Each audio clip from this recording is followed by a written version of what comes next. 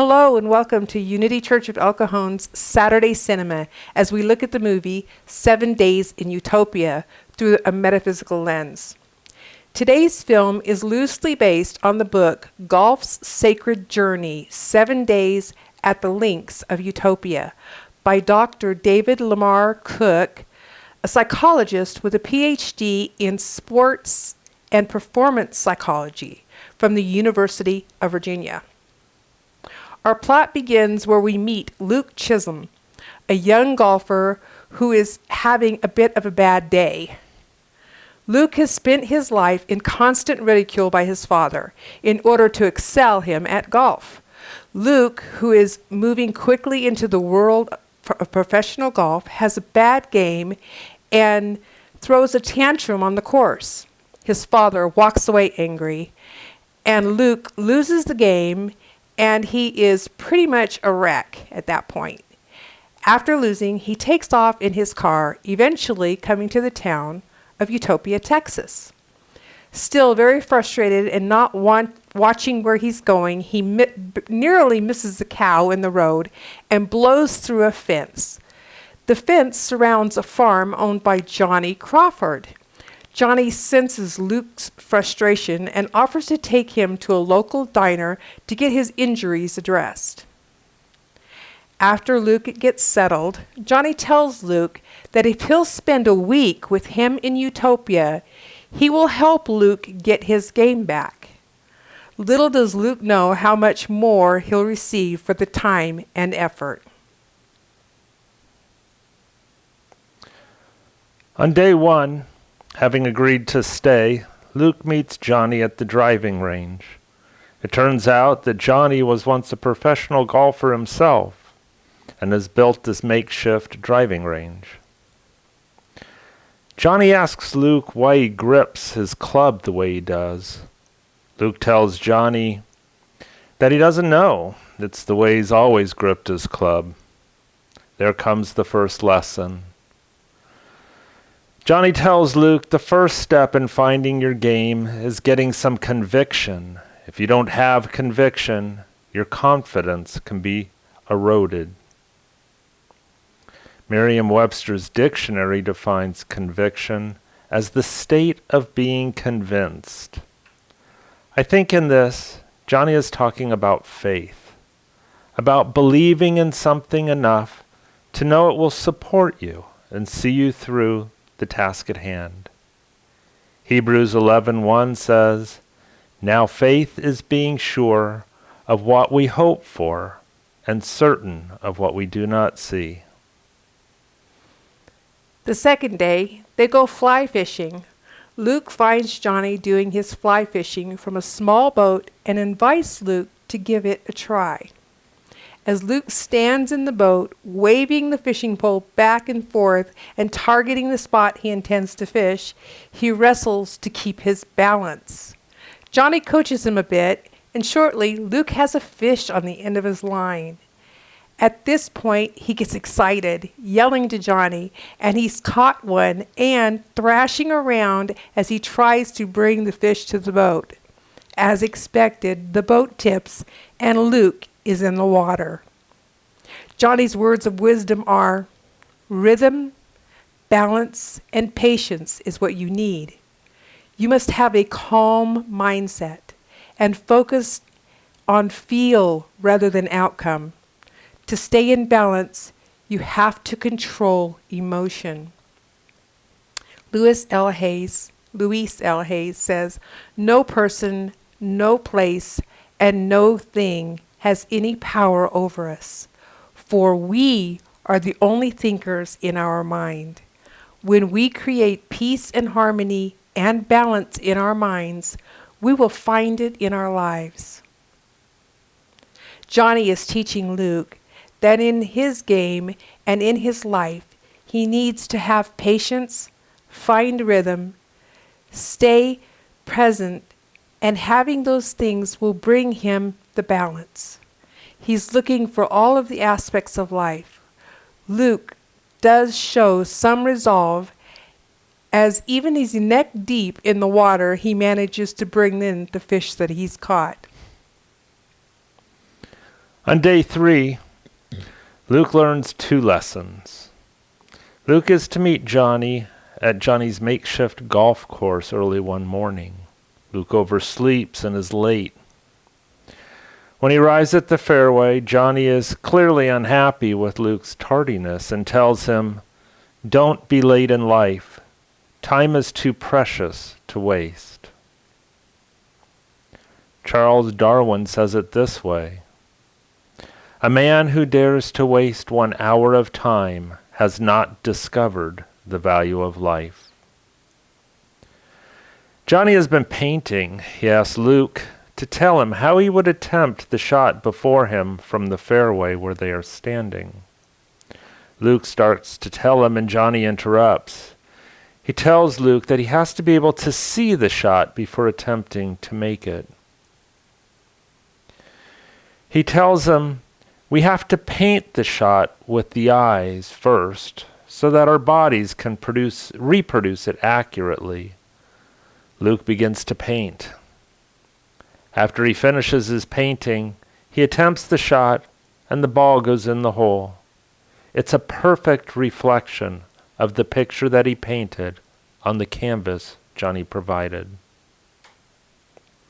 In Utopia, he's seen as an outsider, and some of the local people don't seem to appreciate him being there, especially after his antics on the green.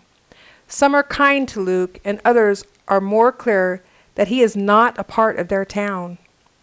Day 4 finds Johnny taking Luke to a place where some of the disapproving men in town are hanging out and playing a washer throwing game. The game involves throwing some large washers into a piece of pipe some distance away. Luke is invited to play. At first he's skeptical, but he becomes good at the game. In the competition, Luke finds appreciation for the others and their ways. Johnny again shares his wisdom with Luke. Have respect for the tradition and passion for the truth.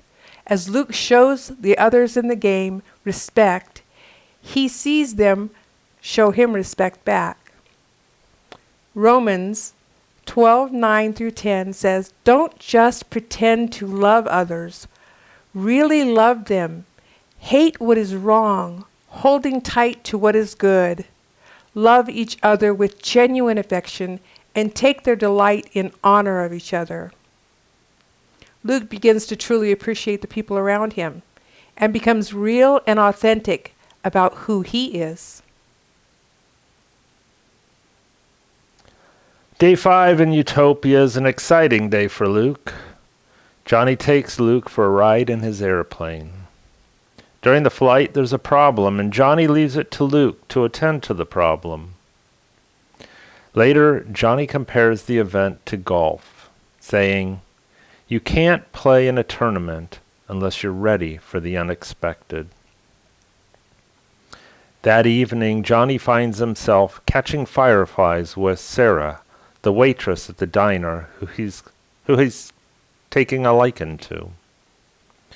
Johnny holds up his jar, disappointed that the fireflies won't light. Sarah tells him, "When a firefly knows it's trapped, it won't light. Freedom is a powerful force." Johnny has felt trapped in his game and in his life. In Isaiah 4:10, it says, "God gives us guidance for when we feel trapped, saying, 'So do not fear, for I am with you. Do not be dismayed, for I am your God. I will strengthen you and help you. I will uphold you with my righteous right hand.'" Luke frees the fireflies from the jar, and they all light up. Day 6, and it's finally time for them to play golf. At the start of the game, Johnny gives Luke a ball to use, and on the ball is written the letters SFT. Johnny explains that the letters stand for see it, feel it, trust it. This is where the lesson begins to come together. Johnny must see the shot as he did when he painted. He must feel it as he needed to feel the balance when fishing from the boat, and to trust it, as Johnny mentioned, when telling Luke he had to have conviction. As the game wears on, the weather turns bad. Johnny tells Luke that it's become unsafe to be on the course and that they need to call it for the day. Luke refuses, wanting to play on. Johnny insists, and Luke becomes more adamant and agitated at the thought of leaving before he has a chance to win. Johnny says, "You can't spend your life trying to validate yourself on the golf course." Near the beginning of the movie, in the monologue, Johnny says, "How can a game have such an effect on a man's soul? The way I see it, how can it not? You don't choose the game, it chooses you. And when it does, life and golf become forever connected." I think we often find ways to validate ourselves, and when one of those opportunities finds us, it can be part of our life. It can become what drives us. I'm reminded of the message God sends to the first church in Revelations 2:3. "You have persevered and have endured hardships for my name, and have not grown weary. Yet I hold this against you. You have forsaken the love you had at first." I think God is saying that the church is out doing things to validate themselves instead of doing them out of love. We as truth seekers must always remember that our validation is love. Love of God, love of each other, and love of our faith. On the seventh and final day, Luke is in Utopia. Johnny asks Luke to meet him at the local cemetery. Johnny appears to be digging a grave and preparing a headstone. Luke asks who it's for, and Johnny passes the stone to Luke. He says to Luke, "What will your epitaph say? What do you want people to say about you when you're gone?" I think this brings all the lessons out of the game of golf and into life. This is the real value of the lessons. If Luke can see his life in these new ways, his life, not just his game, will be forever improved. I'd like to close with a prayer that Johnny prayed in the movie before a family dinner. For food in the world where many walk in hunger, faith in the world where many walk in fear, friends in the world where many walk alone, we give you thanks, O Lord. Amen. Remember SFT, see God in everyone, feel His presence, and trust His love. Blessings.